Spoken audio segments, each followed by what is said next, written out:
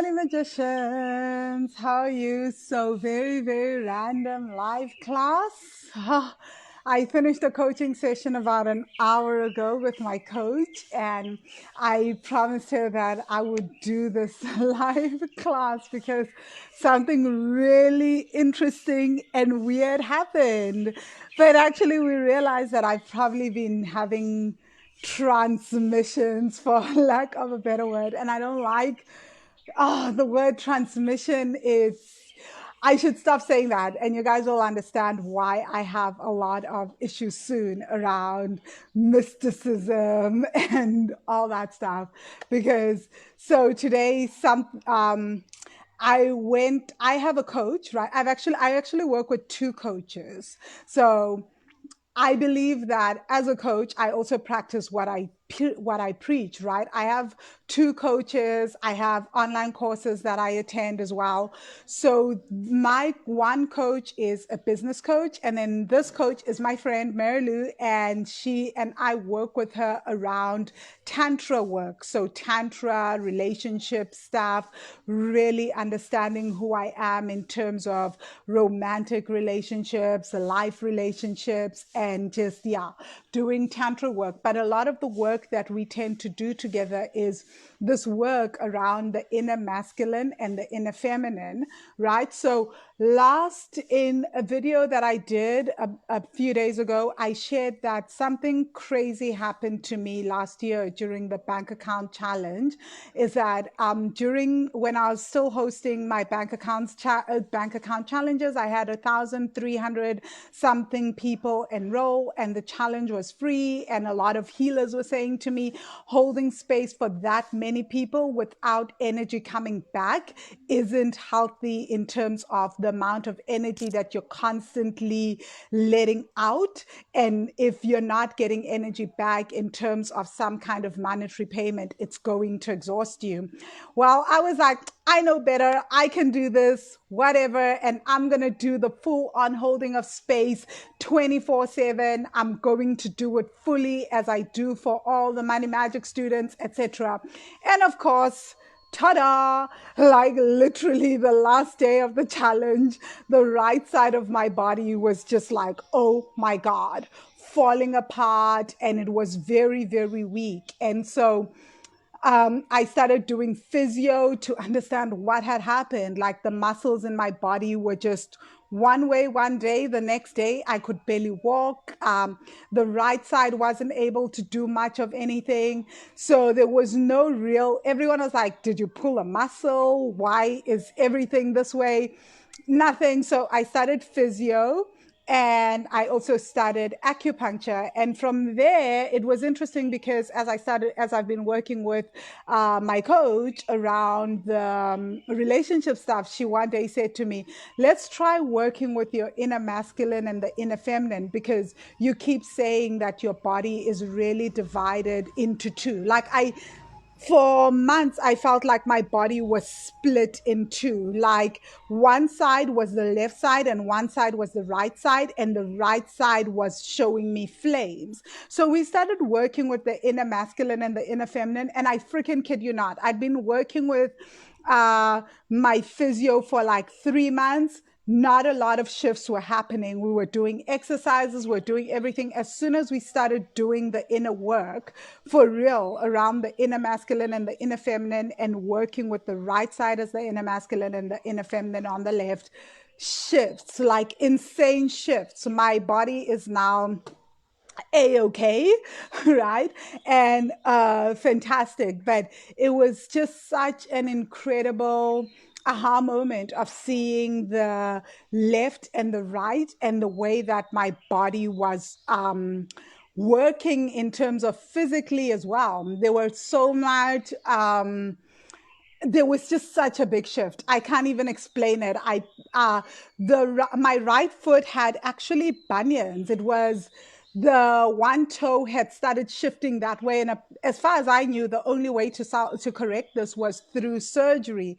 But I've always believed that, you know what, like inner healing and the inner work and doing the work, it often shows up in your energy field before it shows up in your body. So I did the work, and there was a lot of like healing of the inner child and the inner teen, a lot of working with my inner masculine and my inner feminine. And the very first time we started connecting with my inner masculine, he showed up like I could never feel fully into the right side of my body and feel into my inner masculine, which was this which was weird, right? Because with my inner on the left, when I feel into my inner feminine, I'm able to have her talk and transmit and share. But with my inner masculine, it was always difficult. And the first time my inner masculine showed up, he showed up on a different, like externally. I could only visualize this part of me externally and showed up as broken and completely sad and twisted onto himself. And one of the things that I received was if I wanted to heal and truly heal, my inner masculine was asking me to rest, to stop going all over the place, to stop doing, to stop overdoing. That's when I changed the bank account course into a course, the Fall in Love with Your Bank Account challenge into a course, because my inner masculine was like, I am exhausted. To hold so many energies is tiring, and please rest, do less, right? So that was the first request that my inner masculine ever asked of me. And then later asked me to connect with the earth, and then to start doing yoga more fully, more than anything else. And in a kind of weird way, I went to physio literally a month later. And I remember my physiotherapist being like, what the hell just happened? You're literally almost like a different person. The right side of your body, the muscles, the exercises that we're doing, you're completely different, right? Like there is such a visible shift. And he was like, oh, the exercises are finally working. I was like, I promise you, it's got nothing to do with that. I've been working with my inner masculine, and my body has been telling me what it needs to heal. And I've literally just been working with that. And it's been working. But that's not actually what this class is about, right? So I wanted to share, even though this is interconnected.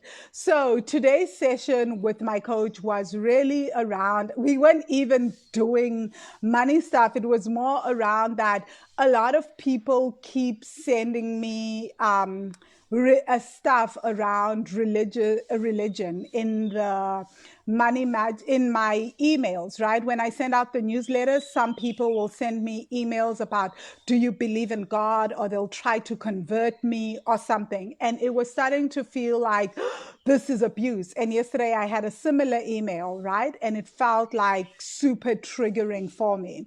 So one of the things that we started working on was, well, what if we work again? We haven't had a communication with the inner feminine and inner masculine.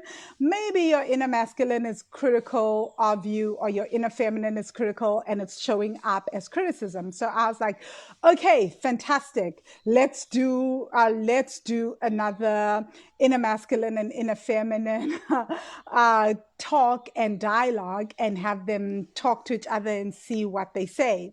What came up was absolutely incredible, right? So I didn't expect it, and she didn't expect it, right?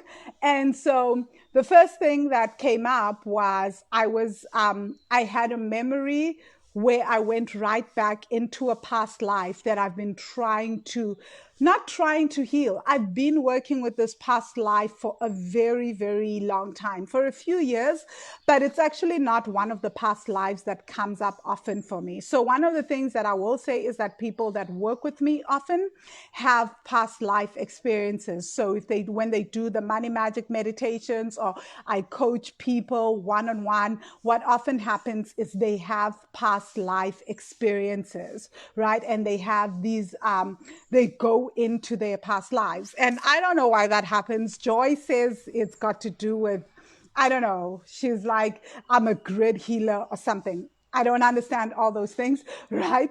But it's one of the things that I know I do. I help people go into different lifetimes, right? And it's just something that the money magic meditations also do. So anyway, we were just having a conversation and this past life memory came up again. So for me, my past life memories have always come up. It's very, very easy. I see them all the time.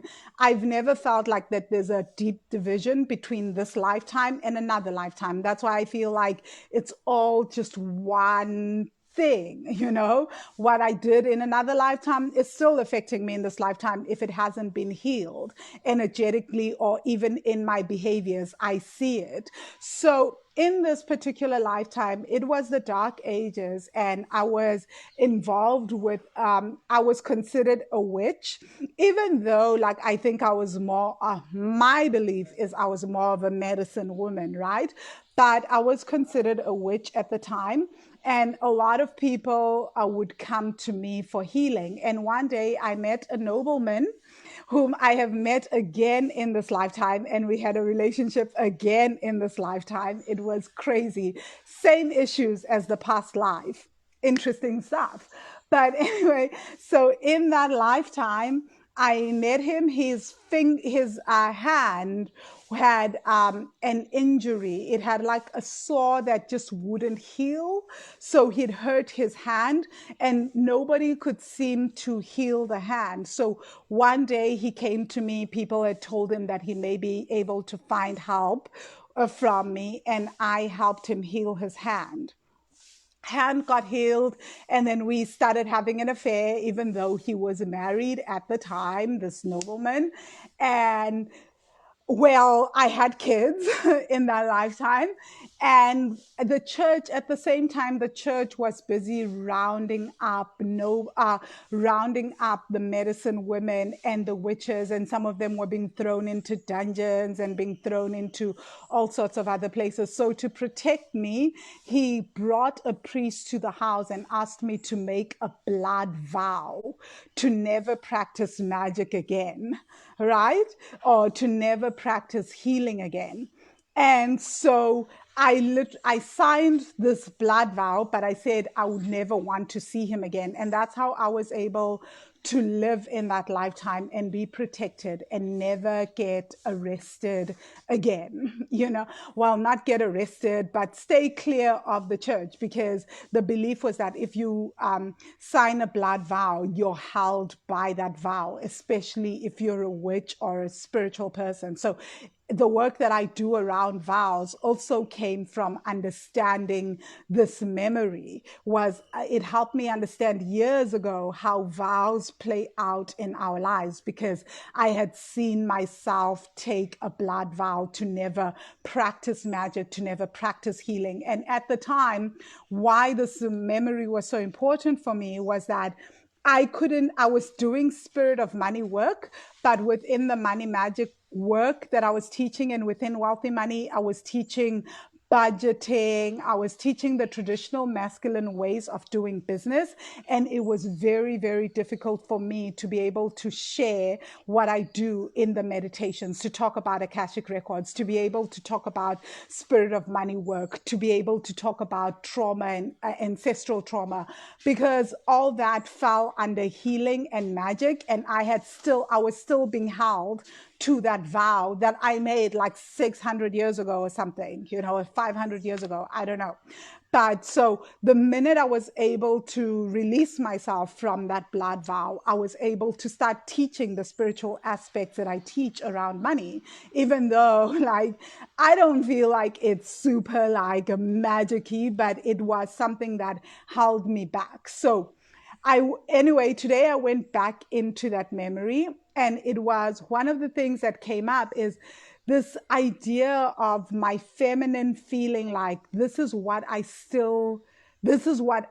truly believe is going to be needed as we move forward in terms of the world. But I'm still in some way energetically bound by that vow, because how dare I actually say that? Oh my God, the world systems are crumbling. How can we be talking about emotions and money and rest and keeping and in mental health and emotional health, when really we should be talking about doing and producing and doing more and operating from the masculine way of working. So there was this deep fear of, oh my gosh, how do I show up and teach this work right now as everything is going on? And it felt, and I'm still, and remember, I'm still feeling like I'm being held to this vow that's saying, well, this is like magic-y. And it feels like, yeah, this is what you're asking people to do. But healing is healing. It's a different, it creates magic, I guess, but it's still healing, you know. And within our healing, within our trauma, because here's the way that we've been taught, right? Is that if we do enough work and if we stay loyal to our companies will give us raises. But what we're seeing on a global scale right now is that this system hasn't been loyal to us. It is not being loyal to a lot of us, right? And that is the truth. And yet we have been asked to give up so much of our mental health, our emotional health for systems that don't give the same back to us, right? And the truth is that the old way of doing business is being questioned. A lot of us are seeing that maybe this isn't working. The old way of making money and operating doesn't always work. It hasn't been working for a lot of us for a long time. And now it's starting to come to the surface. But there is this whole belief that, oh my gosh, we still need to be operating from the space of working 24/7, that the only way that we're going to survive this is if we become super productive, we become hyper productive, we keep doing the most. Even now, when our spirits are saying to us, we are tired, we are exhausted, we're going through an insane collective trauma. So, Tony, you say we've been asked to give so much of our mental health, our emotional health for systems that don't give back to us. This, right? And and somehow we call that productivity. It is not productivity. And our global world is showing us that, the earth is showing us that this doesn't benefit any of us, right? So there's been this deep fear of showing up and saying, at this point, if we're tired, to rest. We need to focus on our emotional well being. And that, yes, it may feel like freaking magic, but healing yourself is how we're going to heal our finances. And I feel like, as I've been in this fear of like, oh my God, I don't want to say that because it feels like I am not understanding the gravity of this global situation. Mind you, I'm an economist by profession, by the way. Like, that is my background. So I understand the economics, the markets, the GDP, what is happening. And yet I'm like, oh my God, I feel like what we need to be talking about are these soft skills, the feminine things, the fact that, like, a lot of people are feeling tired, and that there is an interaction between our environment and our emotional reaction. And right now, there are people in China who have developed agoraphobia from this situation, and that they don't want to leave their houses anymore because epigenetics is a real thing. Our environment actually affects us. So if don't know how to process what is happening and we don't know how to take a breath from it, it is going to affect us so much more deeply, and it's going to show up months from now or years from now or even with the next generation, right? But this is the thing. We've been taught that we need to be in the most productive state. But even Mother Nature has asked us to rest, to take time out, to go within, to be with our emotions. So, anyway, that was the message from my inner feminine. And then we started working with my inner masculine. So, Tony, you say, because the law of nature is give and receive. If we are giving and not receiving, we are not working within the laws of nature. And these companies and systems are not honoring the law of reciprocity. For real. right? And this is not to say ignore that your job is on the line, ignore what is happening with your finances. Not at all. It's that these things have to work in tandem, that at the same time, we can be productive and give ourselves rest, right? That in fact, for us to be more productive, for the new creative ideas to come to the surface, we may need to take a beat and just rest and heal from within. And that the magic really is in the healing, that healing is what creates the money magic. But this is not what we've been taught, right? So then we started working with the inner masculine, and I was like, oh, that's already such cool advice, right? Like, I'm feeling more relaxed. I'm definitely gonna talk more about the emotional stuff because I really believe that's what's needed. But it feels like, oh my God, is there a place for softness and for this softness in what is happening as we observe the breakdown of systems? And what happened was my inner masculine again showed up as a projection, but this time totally different, as like almost like an in and out. It kept changing as I was watching this. I kept saying like, oh my God, it's like two different people. Like one time it's like a modern man, right, with a cigar. The next time it's like this dreadlocked, rasta, old grandpa who's smoking a pipe. And what I started to understand and what I felt was that actually what we are witnessing is not so much the birth of the feminine at this point. What we are witnessing at this point is the I want to say the destruction, but almost like the masculine trying to redefine itself. It's the falling apart of the masculine. If you look at how this entire situation in lockdown actually affects us, it's affecting the most masculine parts of the system, right? It is more calling us to be more within the feminine side of things, to be in lockdown, to be within, to focus on love, to focus on giving love, to focus on nurturing each other, on being in community. But it's not so much the birth of the feminine. The feminine has always been this. We have always been this as the feminine. But what we are seeing is how systems that are very masculine are starting to break down. So for me, what it was showing up as was my inner masculine in total confusion of like, now I'm modern, now I'm ancient, now I'm modern, now I'm ancient. And it's like this grandfather figure, the grandfather that holds the grandfatherly knowledge, and then the modern man that holds the modern knowledge. And somehow they're trying to coexist. And the truth is that if one cannot exist without the other, right? They somehow have to find a way to coexist. So the modern systems and the way that we've been working doesn't feel congruent. It doesn't work even for the modern man. So even for us in the system of patriarchy and in the system of how we've been working with money, of having to constantly produce and constantly do, constantly be on the move. We can't be still. We can't rest, isn't working for us. It doesn't work for us, right?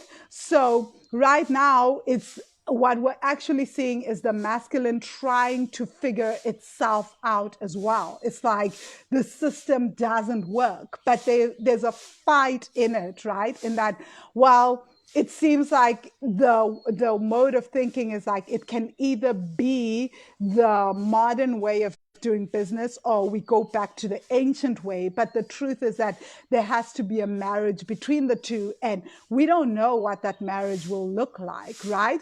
And so my coach asked, what is the role of the feminine in this time? And the answer that I got was that the feminine has always been the feminine, right? The truth is that the feminine has lived through so many systems that were not set by us. They were never set by us for millennia.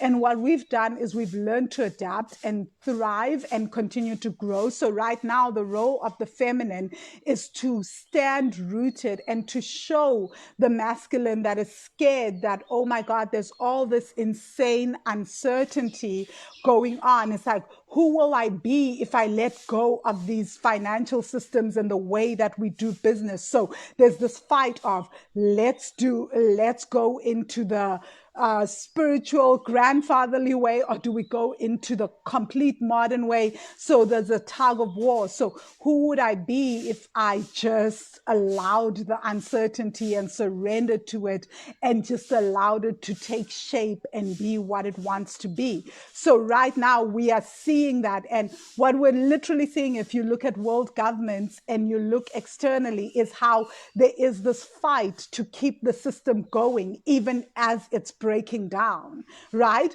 And there's a fight of, oh my God, this is this going to work? And then some countries are literally saying like, this isn't working. We need a new way, right? And now is a way, and now is the opportunity where the masculine systems are also finding themselves, because, and the way that the role of the feminine is to just rise up and expand and be within the feminine and show a new way. Because I've been scared to say to people, you know what? I've been doing yoga, I've been meditating, I've been resting, and my business has still been operating. It's still been going. My bills have been paid, right? Things are still working. So this old mentality that we've been taught about how business needs to work, and we need to work all these insane hours and we need to prove our deserving, and this is the only way that we're going to make money and make a living. And if we help our neighbor in any way, or help the person right next to us, or give information or give freely, we're going to be denied of something. Those are the old ways, and those ways don't work for anyone. They are destroying all of us, and right now they're coming crashing on us, right?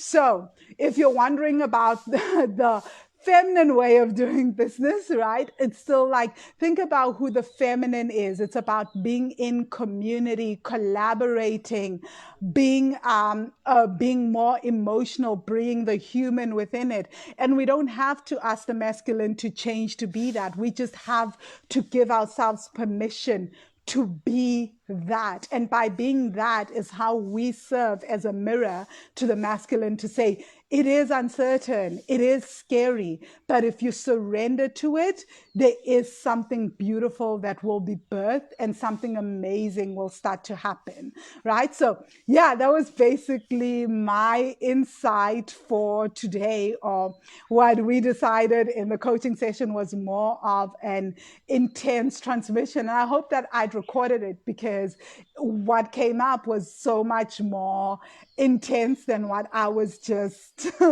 sharing. But like, that's just the gist of it. So let me know if you guys, if this is resonating with you, if this is making sense. And it's, again, it's not to say that the only way, and I also want to point out that my business has a lot of structure, right? It's not like I am just chilling out. I have people who work for Wealthy Money, right? And there is a lot of structure, which is the masculine side of things. So there are things, so there has to be a merging of the two, because it's not sustainable the way that we have been doing business. And I think that a lot of us are feeling it. We are understanding that there is something more that has to come to the surface, that this way that we've been doing business has been exhausting to us. It hasn't benefited men in the system. It hasn't benefited women in the system. And the masculine and feminine energy has got nothing to do with gender. You can be a woman operating from masculine energy. You can be a man operating from feminine energy. But maybe it's not about either or. Maybe it's about marrying and balancing the two energies. Because if the feminine, it doesn't have this, if you're running a business and you don't have the structure of the masculine, it's also not a sustainable business, right? So without structures, without things in play, payment structures, be it the tech, etc., the business also can't run. But also to go, and you don't, your mental health is at stake, your emotional health is at stake, and there is no self-care within you. When something like this happens, it's like it's really hard to keep getting energized and to keep going and to keep flowing and adapting because we are physically drained and physically exhausted, right? And most of the time, what often happens is that we then use the very money that we make in order to make ourselves feel better. We end up spending so much money just to look after ourselves and make ourselves feel better. And then we like, where did the money go? Where did the savings go? Because there is no, we're trying to make ourselves more energized. We're trying to feel less guilty because we don't spend time with our kids. So we're spending all that money to make up for things. So there's no money left for savings and emergencies. So these two we have to find a balance between the masculine and the feminine way of doing business. But right now, only one way has ranked higher, right? It's that, oh my God, it's only about the debts. It's only about figuring out how to do the monetary stuff on the physical plane, on the earthly plane. But the truth is that if we don't heal our traumas and heal ourselves, we just keep operating the very same way that our parents operated around money, that our ancestors operated around money. So we keep getting the same financial results because trauma keeps us in a loop. And unfortunately, the healing of trauma or the emotional stuff is considered soft skills or feminine skills, and it's unnecessary within. And we've been taught for generations and for years that that actually holds you up financially, that oh my God, to be a great business person and to be great at what you do isn't about it's about not having emotions at play, being able to divorce your emotions from decisions. And that has never been true, right? Now is the call for us to start seeing and thinking of a new way to do business, because if you are one of those people that's been seeing that this is unsustainable, your soul has been talking to you. So thank you so much, guys. If you've been listening to this and you've gotten value and you're like, oh my God, how do I heal ancestral money trauma? And how do I start to change my relationship with money?